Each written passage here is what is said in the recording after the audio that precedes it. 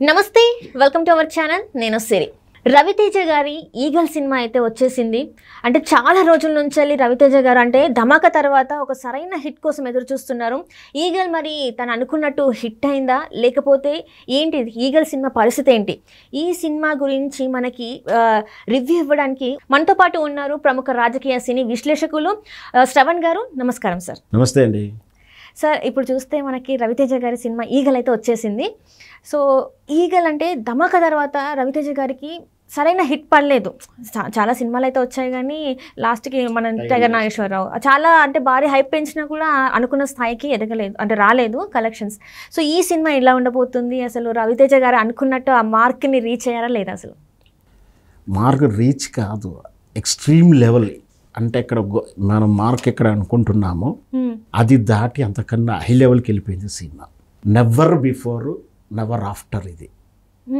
ఖచ్చితంగా ఈ తరహా స్క్రీన్ ప్లే కానీ ఈ తరహా సినిమా ప్యాక్ చేయడం కానీ ఈ తరహా హైప్ ఇవ్వడం కానీ పూర్వం మాస్ ముఖ్యంగా ఏంటంటే మాస్ చిత్రం మాస్ యాక్షన్ థ్రిల్లర్ చిత్రం never before never after cinema సింపుల్గా చెప్పాలంటే రవితేజ యాక్షన్ కానీ సినిమా విధానం రవితేజ యాక్షన్ కానీ సినిమా విధానం కానీ చెప్పాలంటే భయానక బీభత్స యుద్ధ విధ్వంస వినాశం ఆ రేంజ్ ఈ పదాలు కూడా సరిపోయి ఎక్స్ప్లెయిన్ చేయడానికి అద్యాంతం సినిమా ప్రారంభం నుంచి ఎండింగ్ వరకు action sequence emotional interesting suspense అసలు ఏం జనరల్గా మీరు సినిమాల హీరో ఇంట్రడక్షన్ ఎన్ని సీన్లు ఉంటాయండి మామూలుగా అంటే ఒక ఫైట్ సీన్ జరుగుతున్నప్పుడు హీరో ఇలా వచ్చేసి ఒక సీన్ ఉంటుంది చాలా హైప్ కూడా అలాగే ఉంటుంది అవును కానీ ఈ సినిమా ఫస్ట్ సీన్ నుంచి ఎండింగ్ దాకా హీరో ఇంట్రడక్షన్ సీన్లు అన్నీ ఉంటాయి ప్రతి సీన్ ఇంట్రడక్షన్లా ఉంటుంది సినిమా మొత్తం 60 సీన్లు ఉంటాయి సుమారు 60 సీన్లు ఉంటాయి 55-58 సీన్లు హీరో ఇంట్రడక్షన్ ఉన్నట్టుగానే ఉంటుంది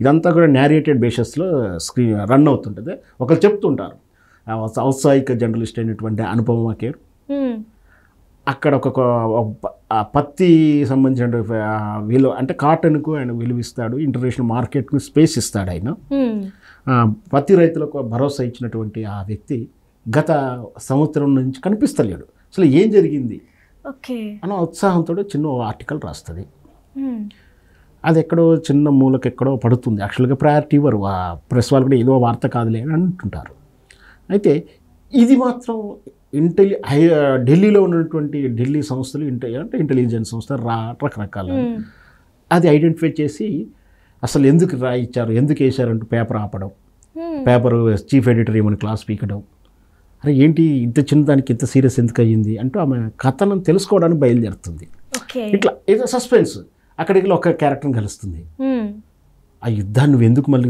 గుర్తు చేస్తున్నావు ఆ రోజు ఏం జరిగిందో నీకేం తెలుసు తలకోన అడవిలో ఒక గూడెంలో ఈ పత్తి ఫ్యాక్టరీ ఉండేది అక్కడ ఒక ఫ్యాక్టరీ ఒక కోట లాంటి ఇండస్ట్రియల్ ఏరియా ఉంటుంది అదంతా మాయమైపోయింది ఎందుకు జరిగింది ఏం జరిగింది ఆ రోజు ఏం జరిగింది తెలుసుకోవడానికి వెళ్తుంటుంది ఈ అనుపమ పరమేశ్వర్ వెళ్తున్న ప్రతి క్యారెక్టర్ అడగడానికి వెళ్తున్న ప్రతి క్యారెక్టరు హైప్ క్రియేట్ చేస్తుంది ప్రతి ఒక్కరికి ఒక కోణం చెప్తుంటారు అతని గురించి ఎంతసేపటికి అది గుర్తు చేస్తున్నావు ఆ రోజు ఏం జరిగిందో అతడేంటి అతడొక ప్రకృతి విలయం అతడు ఖద్దరు సినిమా క్యాప్షన్ కూడా అదే ఖద్దరు చొక్క ఆపిన యుద్ధం అతను ఇట్లా విధ్వంసం అతను ఒక ప్రకృతి ప్రళయం అతను ఇట్లా డైలాగ్ కూడా సూపర్ అసలు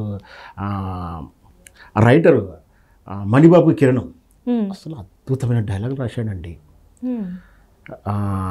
భగవద్గీత చదవడం అంటే భాష వస్తే సరిపోదు అధ్యయనం దాన్ని అవగాహన చేసుకునేటువంటి కెపాసిటీ ఉండాలి అంటూ మంచి మంచి డైలాగ్ ఎట్లా చూసినా కూడా సినిమా అంతా కూడా హీరో ఎలివేట్ చేసి డైలాగ్ కూడా రాశాడు అది అంత హైప్ ఉంటుంది అంత అర్థం ఉంటుందంటే వాడు కనపడడు వ్యాపించి ఉంటాడు అంటే భగవంతుడు ఎట్లా విశ్వంలో వ్యాపించి ఉంటాడో రక్షణ ఇస్తుంటాడు అన్నట్టుగా ఆ గూడాన్ని ఆ ప్రాంతాన్ని వాళ్ళని రక్షిస్తాడు అన్నట్టుగా చెప్పి అంటే ప్రతి సన్నివేశము హీరో ఇంట్రడక్షన్ ఉన్నట్టు ఉంటుంది అనుపమ పరమేశ్వరు ఆ హీరో అసలు ఆ రోజు ఏం జరిగింది తెలుసుకోవడానికి వెళ్ళడానికి వెళుతున్న ప్రతి క్యారెక్టర్ దగ్గర వెళ్తుంది అంటే ఇక్కడికి ఒక ససేషన్ తెలుస్తుంది కొంచెం వార్త తెలుస్తుంది ఇంకో క్యారెక్టర్కి వెళ్తుంది ఇంకో క్యారెక్టర్ ఇట్లా ఎన్ని క్యారెక్టర్ దగ్గరికి వెళ్ళినా ప్రతి క్యారెక్టర్ని హీరోయిజాన్ని ఎలివేట్ చేస్తున్నట్టుగానే ఉంటుంది ఫస్ట్ సీన్ నుంచి చివరి సీన్ వరకు ఖచ్చితంగా అది హీరో ఇంట్రడక్షన్ సీన్ లానే ఉంటుంది ఫుల్ యాక్షన్ సీన్ ఎక్కడ కథ డైవర్ట్ అవ్వలేదు ఎక్కడ కూడా ఎక్స్ట్రా సీన్స్ రాలేదు. అంటే జనరల్గా మన సినిమా ఈక్వేషన్లో ఏంటంటే ఒక 2 ఫైట్లు, 2 కామెడీ సీన్లు, తర్వాత ఓ పాటలు, వీలైతే ఒక వ్యాంపు డ్యాన్స్, ఇట్లా ఈ తరహా ఏది ఉండదు. కథ ఎక్కడికి వెళ్ళాలో అక్కడికే వెళ్తుంది. ఈ ప్రతి సన్నివేశం హీరోయిన్ని ఎలివేట్ చేయడానికి, ఎమోషనల్ క్యారీ చేయడానికి, ఎట్లా అంటే హీరోయిజాన్ని బయట పెడతానికి, అండ్ ఆ అంబిషన్ ఏంటి, ఆ సస్పెన్స్ ఏంటి తెలుసుకోవడం ప్రతి సీన్ ఉంటుంది. ఆ సీన్ మొదటి సీన్లో అదే సస్పెన్స్, ఇంటర్వెల్ బ్యాంక్ అదే సస్పెన్షను, నెక్స్ట్ ఏం చేశాడు, ఆ నెక్స్ట్ తర్వాత ఏం జరిగింది, అసలు ఏం జరిగింది, దీనికి ఈ సన్నివేశం ఇక్కడితో ఆగిపోవడానికి కారణం ఏంటి, ఇట్లా అనుకుంటూ ఈ అంటే ఇది ఇంటర్నేషనల్, అంటే అక్కడ ఇంటర్నేషనల్ అంటే మన వేరే దేశంలో కథ ప్రారంభం అవుతుంది. అతను ఒక మామూలుగా జనరల్గా సింపుల్గా కథ చెప్పాలంటే అతను ఒక కిరాయికి పనిచేసే స్మగ్లరు లేదా కిరాయి కోసం పనిచేసేటువంటి ఒక గ్యాంగ్స్టర్ లాంటి వాడు. అతనికి ఒక గోల్ ఏర్పడుతుంది, అది హీరోయిన్ వల్ల. ఇదొక యాంగిల్లో కథ చెప్తుంది. తర్వాత ఇక్కడ కథ కూడా ఒక 3-4 కథలు, సినిమాలు జరిపే కథలు అంశంలా కనిపిస్తుంది. ఒక తలకోన తీసుకుంటే అక్కడ గ్రామ వాతావరణం, మునసబ్బు, ఆ రాజకీయాల ఒక కథ ఇలా వెళ్ళిపోతుందా అనుకుంటాం. సడన్ కట్ చేసరికి పెద్ద స్మగ్లర్ వస్తాడు, ఇక్కడ బాక్సైట్ గని ఉంది, ఆ ఫ్యాక్టరీ ఖాళీ చేయించాలంటాడు. అంటే ఈ బాక్సైట్ గని ఖాళీ చేయడానికే ఆ హీరో ఎంతో కష్టపడ్డాడు అనుకుంటాం. కానీ ఆ బాక్సైట్ గనికి కానీ ఈ బాక్సైట్ వైపు తిరగడానికి కానీ ఆ స్క్రీన్ ప్లేలో ఏం లేదు, ఆ హైప్ ఉంటుంది. ఇట్లా ప్రతిదీ ఎక్కడికి వెళ్ళినా కూడా ఒక హైపు, లేదా దానికి ఆ నెక్స్ట్ సీన్ ఏం జరిగింది, అసలు ఆ తలకోన ఫ్యాక్టరీ విధ్వంసం అయిపోయి మొత్తం బూడిదవ్వడానికి కారణం ఏంటి, ఇది తెలుసుకోవాలంటే సినిమా ఎండింగ్ సీన్ దాకా నడుస్తూనే ఉంటుంది. దీంట్లో బెస్ట్ ప్లస్ ఏంటంటే స్క్రీన్ ప్లే. హీరోని ప్రతి సన్నివేశం, ప్రతి డైలాగు ఆచితూచి కొలతలు వేసి ప్రతి డైలాగ్ రాసేటట్టుది రైటర్ మణిబాబు గారు. లేకపోతే కార్తీక్ ఘట్టమనేని గారు దర్శకుడు, ఛాయాగ్రాహకుడు కూడా. ప్రతి సన్నివేశం, ప్రతి స్క్రీన్లో కనిపించే ప్రతిది కూడా జాగ్రత్తగా చెక్ చేసుకోవడం కానీ, చెక్కడం కానీ జరిగినట్టుగా ఉంది. క్యారెక్టర్ ఎలివేషన్ చేయడం కానీ, ఈ సీన్లో ఎంత ఎమోషన్ క్యాచ్ అయింది, నెక్స్ట్ ఎలా లీడ్ చేయాలని జాగ్రత్తగా ఒక్కొక్కటి పూస అల్లి ఎలా అయితే హారం చేస్తారో, సినిమాని 60 సీన్లు మొత్తం కట్బందిగా అల్లి చేశాడు. ఇది పూర్తి స్థాయిలో మాస్ ఎలివేషన్ చిత్రం. ఇది ఒక క్లాసిక్గా ఒక ఫ్యామిలీ ఓరియంటెడ్ వెళ్ళడానికి మాత్రమే ఇబ్బంది అనిపిస్తుందేమో, కానీ వాళ్ళకు కూడా, ఎందుకంటే మనం ఇంతకుముందు తన టైగర్ నాగేశ్వరరావు కూడా అలా కూడా విధ్వంసం ఉంటుంది, తలనరుకుడు, దొంగతనాలు అట్లా ఉంటుంది. కొంచెం ఫ్యామిలీ ఆడియన్స్ కొంచెం దూరం అయినట్టుగా ఉంది. దీంట్లో పెద్దగా ప్రాబ్లం ఉండదు. మొత్తం మీద ఆ సినిమా ఇంట్రెస్ట్గా ఉంది. ఎక్కడ వల్గర్ సీన్స్ లేవు. హీరోయిన్ చూపించడం కానీ, హీరోకు టాస్క్ ఇవ్వడం కానీ, హీరో చెప్పే డైలాగులు కానీ, అతనికి ప్రతి సీన్లో హైలైట్ హైప్ ఇవ్వడమే. ఇక ఆ డైలాగ్లో అట్లా ఉంటుంది. ఒక్కొక్క డైలాగ్ ఒక్కొక్క చెప్తాను. చేతిలో ఆయుధం ఉన్నోడు కాదు, ఆయువు తీరినోడు ఇక్కడికి వస్తాడు, ఇట్లా డైలాగ్. దాన్ని ఇంకోటి, మహాకాలుడు నిద్రలేచాడు అంటూ, ఆ రోజు రాత్రి మహాకాలుడు నిద్రలేచాడు, ఆ రోజు ఏం జరిగింది, అసలు మార్గశిర రాత్రి జరిగిందని చెప్తుంటాడు. ఇట్లా మార్గశిర రాత్రి, దాన్ని ఆ హైప్ తీసుకోవడం, ప్రతి సన్నివేశానికి ఒక ఘట్టంగా పేరు పెట్టడం, ఇంత సినిమాకు కూడా చాలా జాగ్రత్తగా ఒక్కొక్క సీన్ అల్లారు. మొత్తం మీద రవితేజకే కాదు, తెలుగు ఇండస్ట్రీలో నెవర్ బిఫోర్ నెవర్ ఆఫ్టర్. ఒకవేళ ఈ సినిమా కనుక మెగాస్టార్ చిరంజీవి లాంటివి పడితే ఇంకా ఎక్కడికో వెళ్ళిపోయేది ఆ సినిమా. కాకపోతే ఇక్కడ నేను రవితేజ ఏదో తక్కువ చేశాడని కాదు, కానీ మెగాస్టార్ ఈజ్ మెగాస్టార్ అది కదా, ఆ రేంజ్ స్టైల్. 60 సీన్లలో 55 సీన్లు హీరో ఇంట్రడక్షన్ అంటే సినిమా ఎలా ఉంటుందో ఊహించుకోవచ్చు. మొత్తం మీద హీరో ఇక్కడ కథాంశం ఏంటంటే, అక్కడ రైతులకు పత్తికి, ఆ పత్తి కాటానికి విలువిస్తుంటాడు. ఈ దేశంలో ఆయుధము గన్ కల్చర్ అనేది పెరుగుతుంది. ఈ దేశంలో కాదు, ప్రపంచం అంతా కూడా. ఈ గన్ కల్చర్ని ఏ విధంగా కంట్రోల్ చేయొచ్చు, ఆ గన్ అని ప్రారంభించినటువంటి ఆయన మిషన్ ఏ విధంగా గన్లన్నీ కలెక్ట్ చేస్తాడు, ఆ డెన్ ఎలా ఏర్పాటు చేశాడు, దానికి ప్రభుత్వం అసలు ఏం తీసుకుంది చర్య. ఒకవైపు రా సంస్థ ఉంటుంది, అంటే మన మిలిటరీ కానీ ఒకవైపు వాళ్ళు, ఒకవైపు అన్నలు అంటే మన నక్సలైట్ల అన్నలు, ఒకవైపు టెర్రరిస్టులు, ఒకవైపు మాఫియా.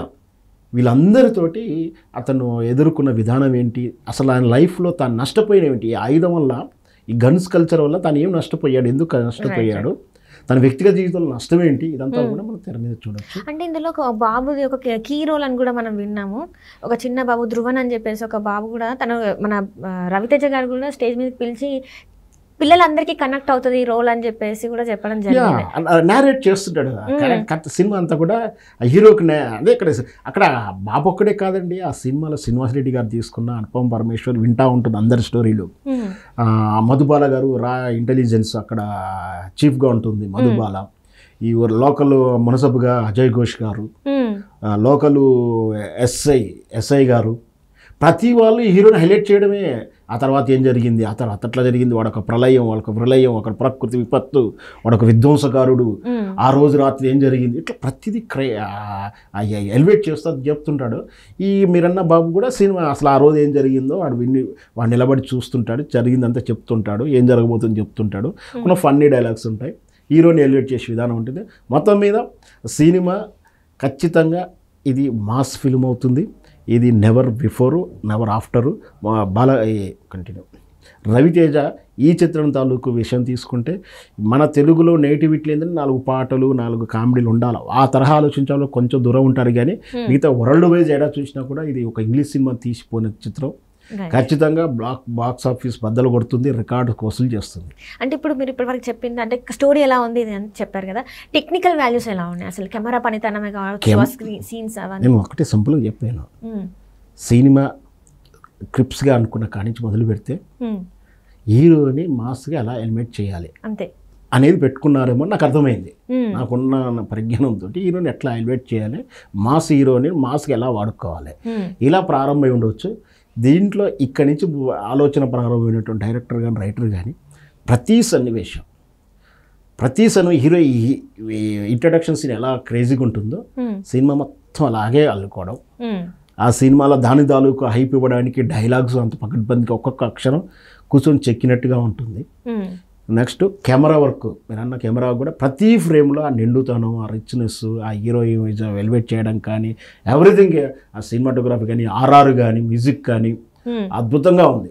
అది లుకింగ్ బ్యూటీ కూడా స్క్రీన్ కానీ పాటలప్పుడు కానీ చాలా అద్భుతంగా ఉంది.